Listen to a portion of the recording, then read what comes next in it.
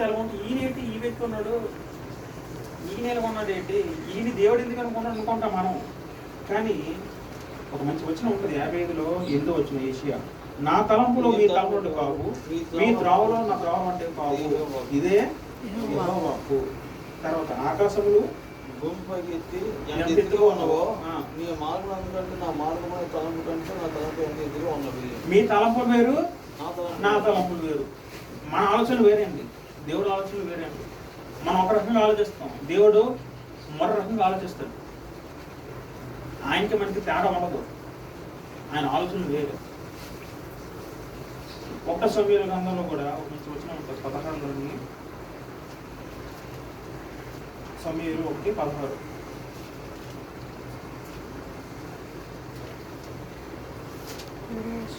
16:7.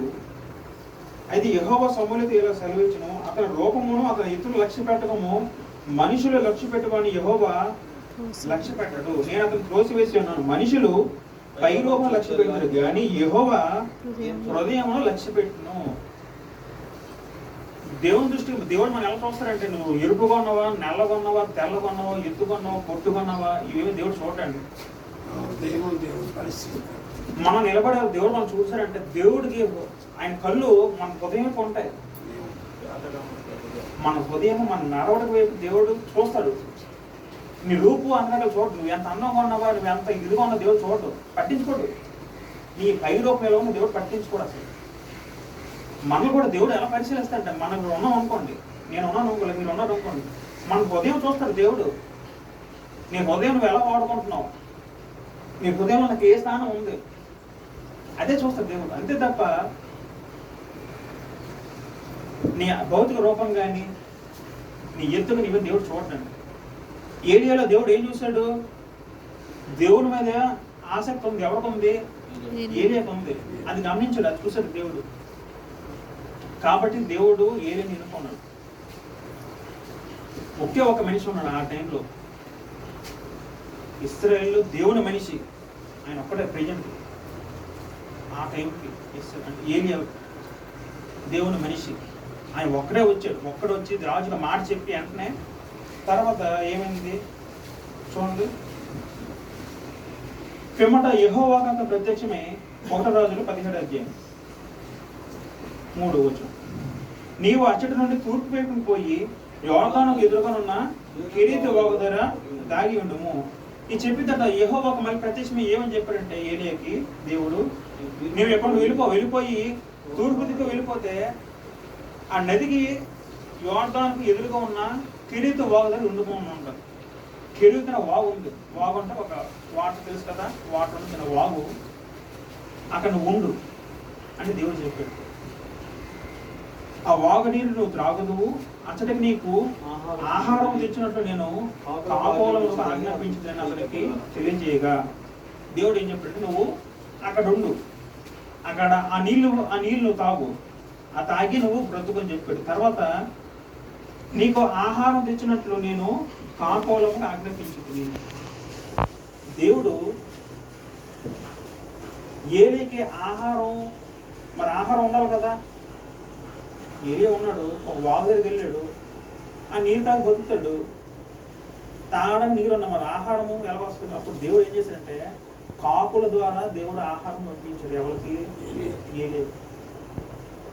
అసలు కాకి ఏంటండి, కాకి దాని పరిస్థితి ఏంటి, కాకి ఆహారం తెస్తుందా, తీసుకుని పట్టుకెళ్ళిపోతుందా, దాని స్వభావం ఏంటి, తీసి పిల్లలకి వెళ్తే పిల్లలు పట్టుకెళ్ళాలి. అలాంటి దేవుడు తన శక్తి చేత కాకులు ఆజ్ఞాపించిన కాకులు మరి కాలుతో తేవాలి, కాలుతోనే మొక్కుతారు దేవునితోనూ. కాకులతోని 6 అక్కడ కాకులను ఉదయం ముందు రొట్టెను మాంసమును, అస్తే ముందు రొట్టెను మాంసం అతని ఎందుకు తీసుకుని వచ్చి చూడను, అతను వారిని తావచ్చు వచ్చాను. కొంతకాలం తర్వాత ఈ దేశంలో వర్షం లేక ఆ నీరు ఎండిపోయాను. చూడండి, ఉదయం రొట్టె మాంసం, మరి సాయంకాలం రొట్టె మాంసం. ఎవరు తెచ్చారు ఏలియాకి? కాకులు తెచ్చేయండి. ఎవరి శక్తి పనిచేస్తుంది? దేవుడి శక్తి. దేవుడి శక్తితో ఈ ప్రపంచంలో ప్రకృతిలో ప్రతి వస్తువు కూడా, ప్రతి జీవి కూడా పనిచేస్తున్నాడు. ఎందుకంటే ఆయన సర్వశక్తిమంతుడు, మనిషి మన దేవుడు. ఏ శక్తి కూడా ఆయనకి మించి ఉండదు. ఆయన ప్రకృతి కూడా ఆయన కంట్రోల్ ఉంటాయి. ఆయన చెప్తే చెయ్యాలి. దేవుడు దేన్నైనా వాడుకోగలడు. కాకుల్ని ఆ కాకులంట ఉదయం వచ్చి రొట్టె మాంసాలు కడిసి వెళ్ళిపోయి మరి సాయంకాలం వచ్చి అనిపించి ఆ విధంగా ఈ ఏరియా ఆనాడు బతికాడు కొంతకాలం వరకు. అయితే ఆ బాగులో నీరు తాగుతూ ఉన్నాడు. 7 వచనం, కొంతకాలం తర్వాత దేశంలో వర్షం లేక నీరు ఎండిపోయింది. తర్వాత ఏమైంది? కొంతకాలానికి ఈ ఏదైతే నీళ్ళు తాగి బతుకున్నాడో ఆ వాగు ఎండిపోయింది. మనకి ముందు చెప్పాడు కదా, ఏం చెప్పాడు? ఈ సంవత్సరంలో నుంచి మీకు మంచు వర్షం పడుతూ ప్రకటించాడు. ఈ సంవత్సరంలో మన సంవత్సరం ఎందుకు వస్తుంది? ఏమైంది? ఆఖరికి నీరు పోయిందంటే కరువు స్టార్ట్ అయింది.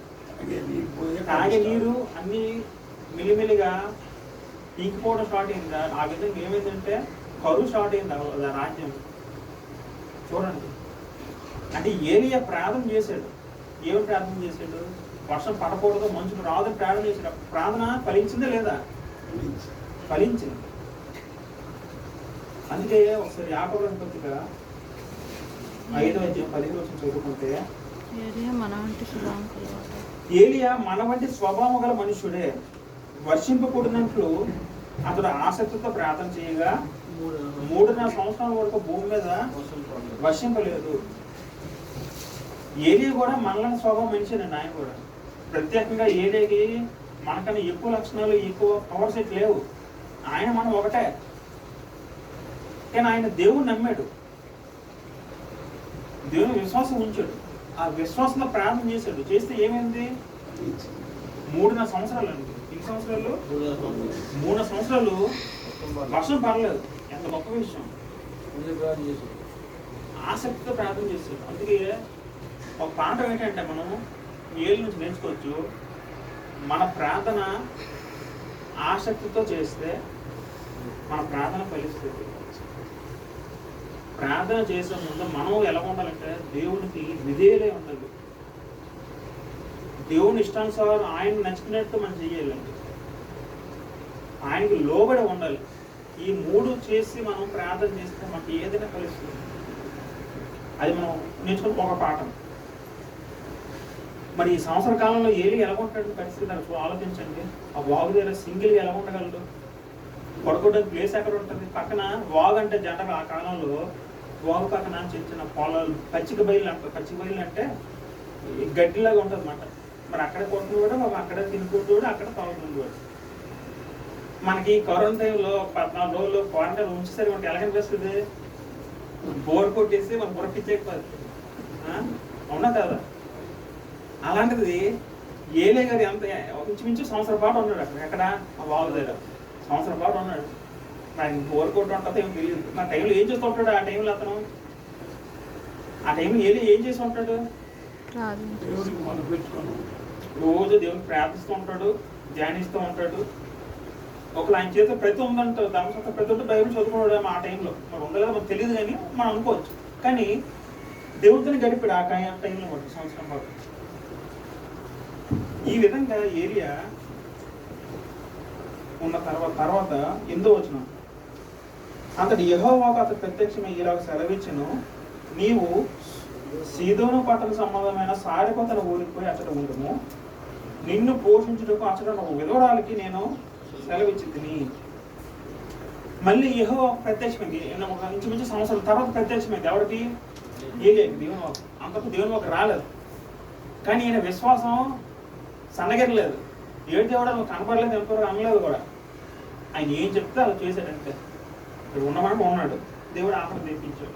సంవత్సరం పాటు ఉంది. మళ్ళీ దేవుడు వాక్యము ప్రత్యక్షమే ఏమని చెప్పారు? నీవు సీదోను పట్టణం సంబంధం సారెపతన ఊరిపోయి అక్కడ ఉండము. నువ్వు సారెపోతన ఊరు ఉంది, దాని ఊరి పేరు సారెపోతు. నువ్వు అక్కడికి వెళ్ళి అక్కడ ఉండు అన్నాడు దేవుడు. ఉండు, నిన్ను పోషించుటకు అక్కడ ఒక విధవరాలకి నేను సెలవించి తిని, నిన్ను పోషించడానికి నేను అక్కడ ఒక వ్యక్తిని సిద్ధపరిచాను. ఆ వ్యక్తి ఎవరు? ఒక విధవరాలు, ఒక ఆవిడ. ఒక విధవరాలు ఉంది. ఆ ఊరు పేరేంటి? సారెపతు ఊరు. నువ్వు అక్కడికి వెళ్తే ఆవిడ నీకు పోషిస్తుంది, ఆదరిస్తుంది చెప్పాను మాట దేవుడు. వెంటనే లేచి బయలుదేరాడు. ఎవరు? ఏలియా. ఈ కెరీత వాగున ప్లేస్ నుండి ఆ సారేపతి అనే ఊరికి వెళ్ళాడు. ఇంచుమించు ఆ ప్లేస్ డిస్టెన్స్ ఎంత ఉంటుందంటే ఒక 75-80 కిలోమీటర్లు ఉంటుంది. ఆ 80 కిలోమీటర్ల గాలి నడక నడిచాడు ఏలూరు. అయితే మరి అక్కడికి వెళ్ళారు, ఆ ఊరు వెళ్ళారు. ఆ ఊర్లో పరిస్థితి ఎలా ఉందంటే ముందుకు అతడు లేచి సారేపతికి పోయి పట్టణం గౌని వద్దకు రాగా ఒక విధవరాలు అసలు కట్లు ఏరు చూసి ఆయన పిలిచి త్రాగుట పాత్రతో కొంచెం నీళ్లను నాకు తీసుకుని రమ్మని వేడుకొనేను. ఆమె నీళ్లు తేబో చూడగా అతను ఆమె మరల పిలిచి నాకు రొట్టె ముక్కను నీ చేతిలో తీసుకొని రమ్మని చెప్పాను. అందుకామె నీ దేవుడిని యెహోవా జీవముతోడు తొట్టులో పట్టిన పిండి గుడ్డిలో కొంచెం నూనె నా వద్ద ఉన్నది కానీ ఒప్పం ఒకటే లేదు. మేము చావక మునుపు నేను ఇంటికి పోయి వాటిని నాకు నా బిడ్డకు సిద్ధం చేసుకోవాలని కొన్ని పొలలు ఏరుకున్నట్టు వచ్చింది నేను. అప్పుడు ఏలియా అయితే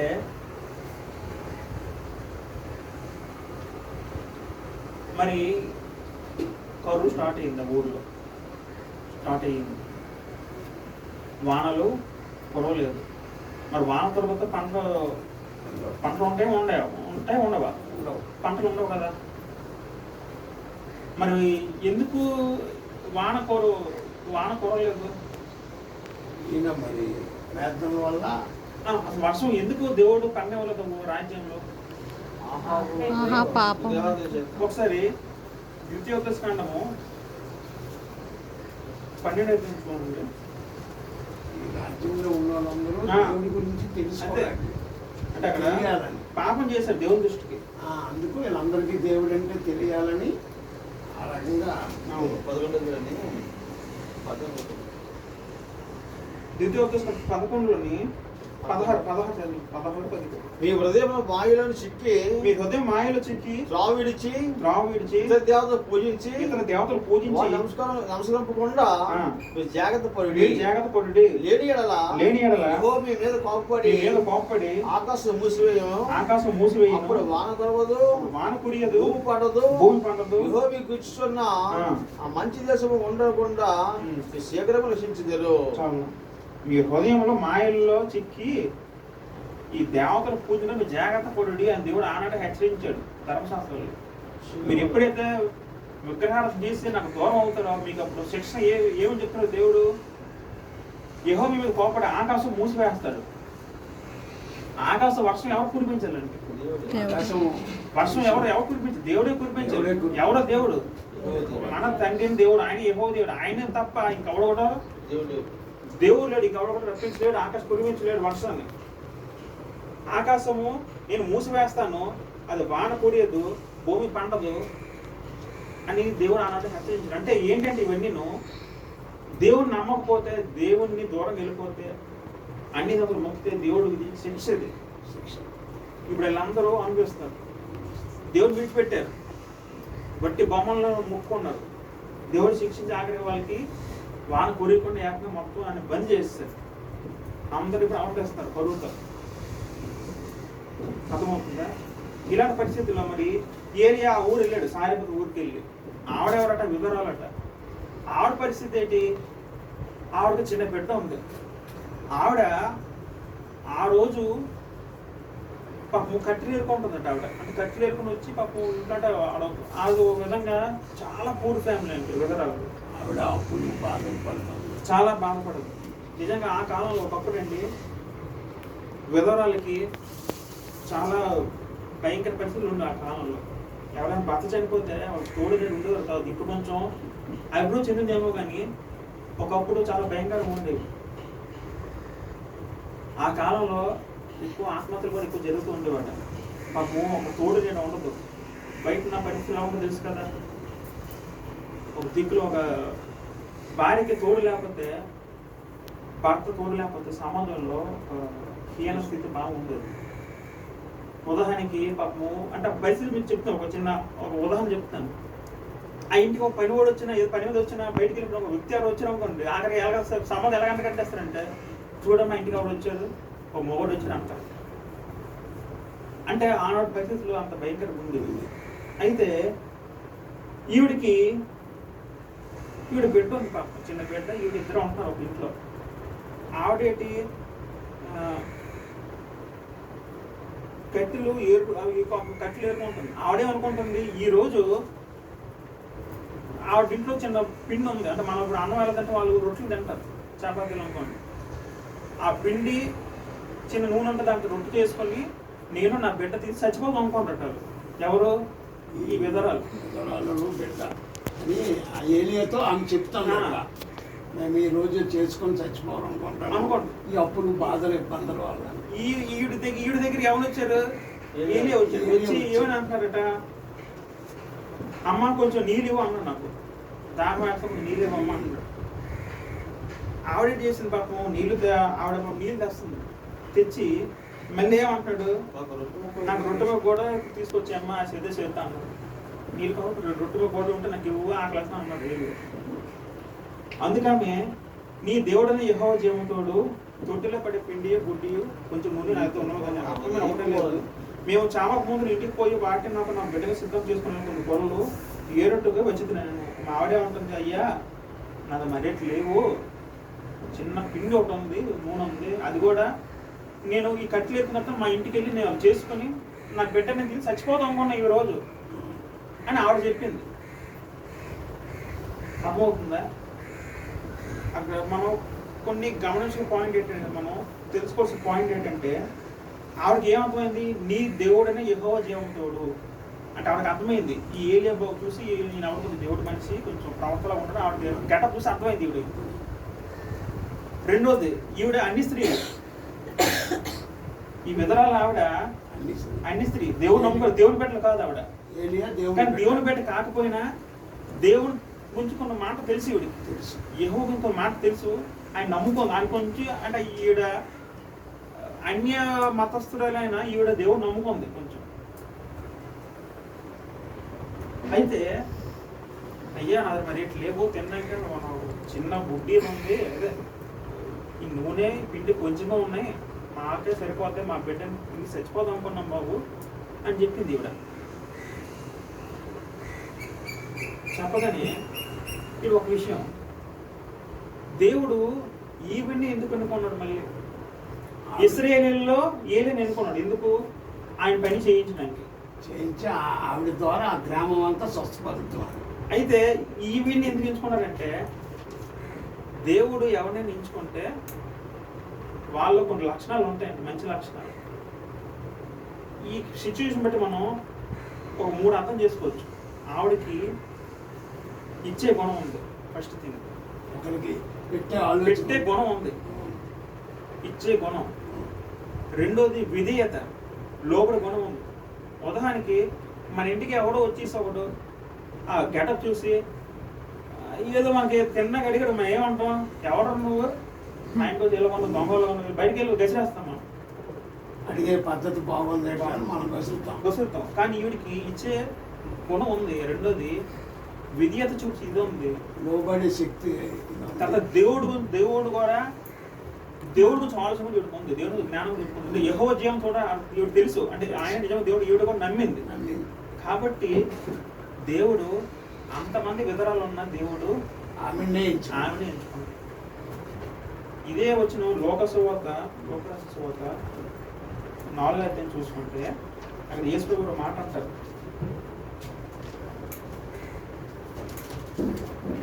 లోక 4వ అధ్యాయం 25.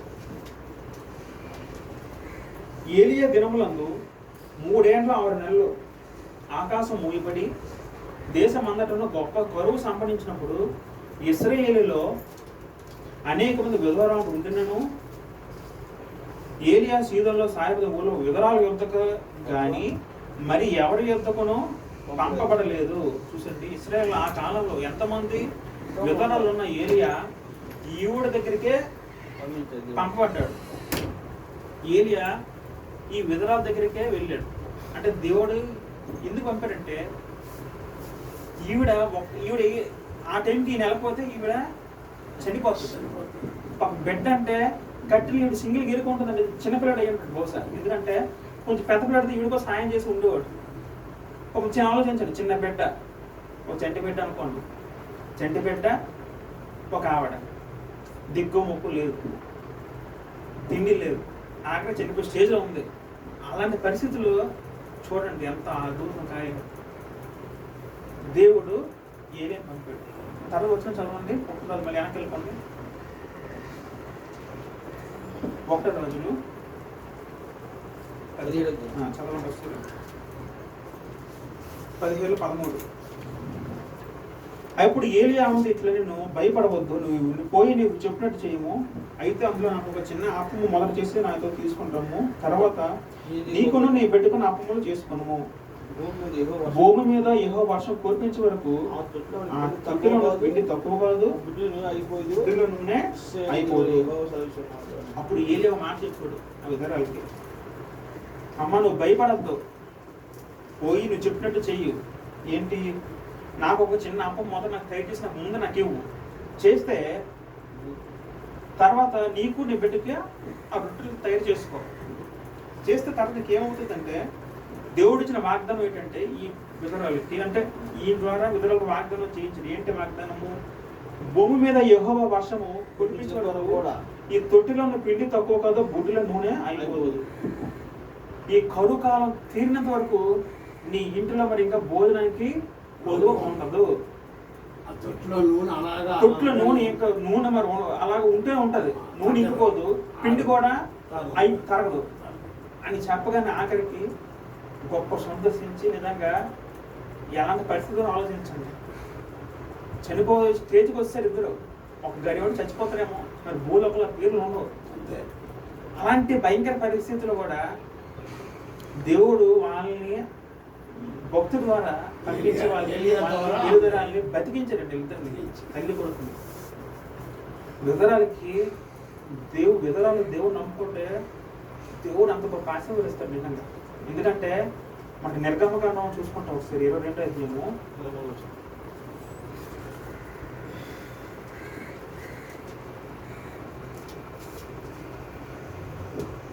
ఇక్కడ దేవుని వాక్యము ముఖ్యంగా చెప్తుందండి ఒక వచనం, విధవరాలైనను దిక్కులేని పిల్లలైనా బాధ పెట్టకూడదు, వారు నీ చేత ఏ విధమైన బాధ నుండి నాకు మొరపెట్టిన నిత్యంగా వారు మొరను విందును. చూడండి, విధవరాలకి దిక్కులేని పిల్లలకి వాళ్ళు మొర ఎవరు అంటారంట? దేవుడు అంటారంట. నిజంగా దేవుడు అంటే గొప్ప జాలి దయండి. విధవరాలంటే మమ్మల్ని ఏ ఆధారం ఉండదు. అందుకే యాకోబులో 1లో అన్న వచ్చిన ఉంటుంది కదా, చివరి వచ్చిన, దేవుడి ఇష్టం పవిత్ర భక్తి ఏంటంటే మనము దిక్కులేని పిల్లలను విధవరాలను పరామర్శించి మనం ఆదరించాలంట. కొన్ని విపత్తుల సమయంలో వాళ్ళని మనం ఆదుకుంటే, మనం వాళ్ళకి సహాయం చేస్తే, ఆర్థిక సహాయం ఏ సహాయం చేస్తే మనం దేవుని ఎదురు గొప్ప భక్తి అంటే అది. దేవుడు ఇష్టమైన భక్తి అది అంటది. విధవరాలని ఆదరించుకుంటాం. అర్థమవుతుందా? అయితే ఈవిడ నమ్మింది, ఈవిడ కూడా విధేయత చూపించింది. ఎవరి మీద? ఏలే మీద, దేవుడి మీద చూపించడం వల్ల ఈవిడ ఏంటి, ఆఖరికి ప్రాణము బతికింది. మన దేవుడు మంచి వాగ్దానం ఇచ్చి వీడికి ఆ కరువు వచ్చిన తర్వాత కూడా మరి ఏ భోజనం లోటు లేదు, ఏ లోటు లేకుండా ఉందన్నమాట. ఒకసారి మార్కు సువార్త 10వ అధ్యాయం చూసుకుంటే ఇక్కడ మంచి వచనం ఉంటుంది.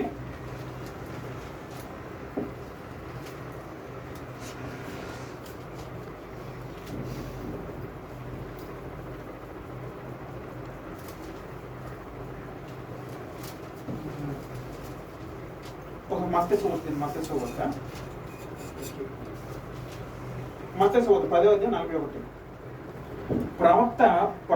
ప్రవక్త అని ప్రవక్తను చేర్చుకున్నవాడు ప్రవక్త ఫలం పొందును, నీతిమంతుడు చేర్చుకున్నవాడు నీతిమంతుడు ఫలము పొందును.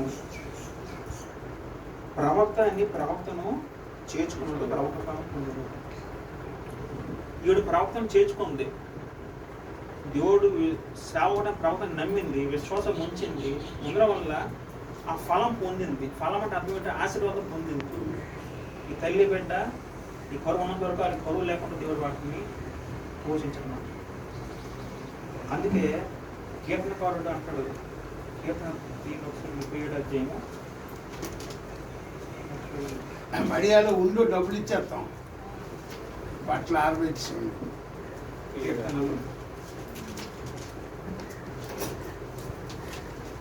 37 చూడండి ఒకసారి. 37:5 నీ మార్గమును యెహోవాకు అప్పగింపుము, నీవు ఆయన నమ్ముకొనుము, ఆయన నిన్న కార్యము నెరవేర్చును. నీ మార్గమును యెహోవాకు అప్పగింపుము. మనం చేయవలసింది ఏమీ లేదు. మనం ఆయన నమ్ముకొని మనం ఆయన మార్గం నడిస్తే చాలండి. అప్పుడు ఆయన మన కార్యం మనం నెరవేరుస్తుంది. మనం అనుకుంటాం మన జీవితాల్లో దేవుడు నన్ను మర్చిపోయాడేమో, నాకు ఏంటి కష్టాలు, నాకు ఏంటి శ్రమలు, నా పిల్లలు పెళ్ళి అవ్వట్లేదు, మా ఆర్థిక పరిస్థితి బాగోలేదు, ఇవన్నీ అనుకుంటాం. కానీ మనం చేయవలసింది ఒకటే, ఏం లేదు. మనం దేవుడు నమ్ముకొని ఆయన చెప్పినట్టు మనం జీవిస్తే, ఆయన విశ్వాసం ఉంచితే, మన ఆయన విధాలు అయితే అప్పుడు దేవుడు మన కార్యాలు జరిగిస్తాడు. అందుకు ఉదాహరణ ఎవరు? ఈ విధానాలు. అవునా కాదు? చనిపోయే స్టేజ్ నుండి, ప్రతికూల పరిస్థితి నుంచి దేవుడు అవన్నీ లేపాడు. కాబట్టి ఆక్రమణ చదువు ముగించేద్దాం. యెషయాలోనే యెషయా గ్రంథం ఒకసారి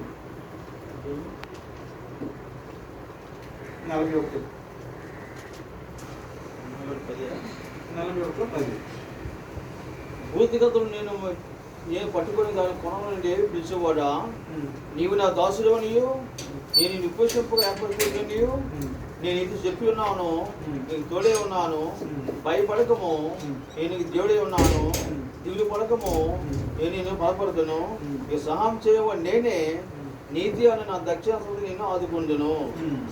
తర్వాత 49 యెషయా 15:11 స్త్రీ తన గర్భంలో పుట్టిన బిడ్డను కరుణకుండా తన తండ్రికలు మరుచున వాడని మరుచుగా నేను నిన్ను మరువను, చూడుము నా అరచేతుల మీద నిన్ను చెక్కి ఉన్నాను.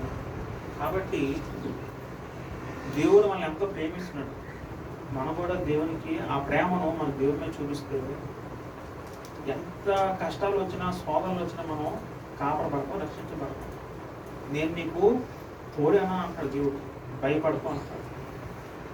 ఆ భయపడకు అని ఇచ్చే హామీ మనుషులు ఎవరు ఇచ్చినా మనకు అంత అనిపించింది. దేవుడు చెప్తున్నాడు, భయపడకు, నేను నీకు తోడుగా ఉన్నాను అంటాడు. నిజంగా గొప్ప మాట. ఎవరైనా మనం బాధలో ఉన్నప్పుడు మనకు ఎవరో వచ్చి నువ్వు భయపడక అందరూ ఉన్నాం కదా అంటారు. ఆ మాట అంటే మనకి ఎలా కనిపిస్తుంది? మనసుకి హాయిగా అనిపిస్తుంది. అలాంటి దేవుడు మనకి ఇస్తున్న మాట ఏంటంటే, నువ్వు భయపడకు, నేను నీకు తోడే ఉన్నాను, నువ్వు నన్ను నమ్మి కొంచెం దేవుడు చెప్తున్నాడు. కాబట్టి మనం ఈ సారాంశం మనం నేర్చుకున్న అంశం పాఠం ఏంటంటే, ఒకే ఒక దేవుడు, మన దేవుడు సజీవుడైన దేవుడు. మనం ఆయన నందు మాత్రమే నమ్మకం ఉంచాలి, ఆయన నందు విశ్వాసం ఉంచాలి. మన కష్టాలు శోధనలు వచ్చినప్పుడు ఆయన మనం ఆశ్రయించాలి. ఈ 5 పనులు మనం నేర్చుకుంటే మనకు దేవుడు ఎల్లవేళ మన చుట్టూ ఉంటాడు, మనకు తోడుగా ఉంటాడు, ఆయన కాపుదల మనకు నిరంతరంగా ఉంటాడు అని దేవుడు మనకి వాక్యంగా మనకు వచ్చేస్తున్నాడు. వీలైతే మనం వచ్చేవాడు ఇంకా ఏలే గురించి ఇంకా చాలా లెసన్స్ ఉన్నాయి. మనం కొంతవరకు నేర్చుకున్నాం, ఇంకా చాలా స్టోరీ ఉంది. ఇంకా యెజబెలు సంగతి, ఆహాబు సంగతి, వాళ్ళు ఏమయ్యారు, ఇంకా తర్వాత బోల్డ్ కథ ఉంది. ఇంకా మనం వీలైతే వచ్చి మనం తెచ్చిద్దాం ఒక్కొక్క స్టోరీ మాట. ఈ కొద్ది మాటలో దేవుడు మన హృదయంలో ఫలించి దీవించడం దాకా.